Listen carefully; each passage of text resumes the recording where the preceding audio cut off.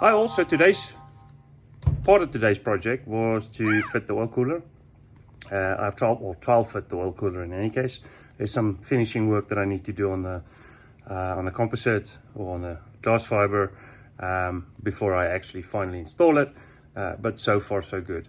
So what I'll do is I'll give you guys a quick view of what that looks like. I do have a confession to make as well, that I've started saying keep the blue side up, and I realized a couple of days ago that it wasn't me actually. It was done. It was completely ripped off from a YouTuber, 74 Gear. It's a fantastic channel. Please follow it. There's some really good content on there. It's quite funny at times. The guy that runs it is a 747 cargo pilot or pilot. I'm assuming he flies mostly cargo. Flies the Dreamlifter. And it is fantastic. Some of the stories that's come out of there is hilarious. Please do follow it. But the upshot of that is I will stop saying that to sign off, because it's not mine. It was a rip-off. I didn't realize it at the time. So apologies for that, and apologies for everybody that might have harmed in the making of or offended. Right, so the next bit of this is I'm just going to show you what I've actually done, what is still outstanding to do on the oil cooler. Okay, so as you can see, there is the oil cooler.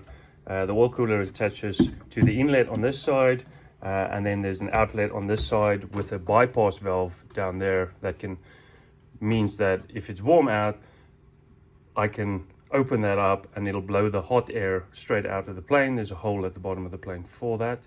Or alternatively, on a cold day, I can close the flap and it'll divert the warm air into the cab, which is great. It's only for the front. There is no heating in the rear, but it's a small enough plane that it should blow it all the way to the back and heat the plane up, which will be fantastic.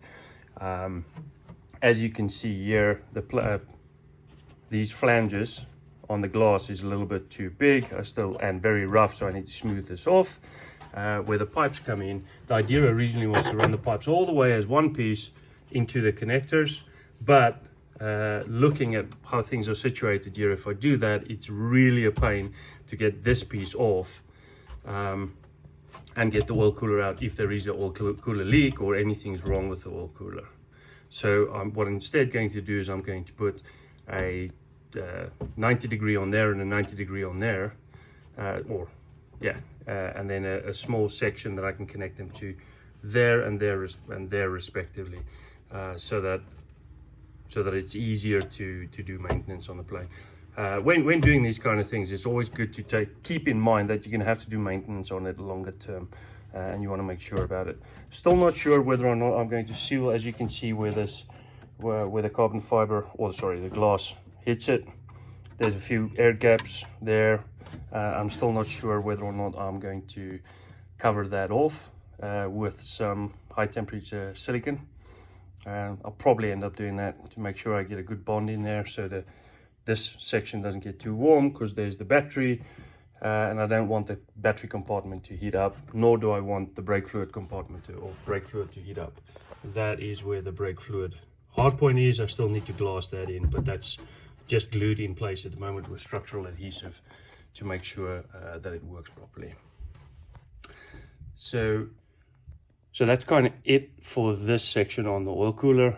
In the next clip, I will talk about, or I'll show you some of the seatbelt work that I've done.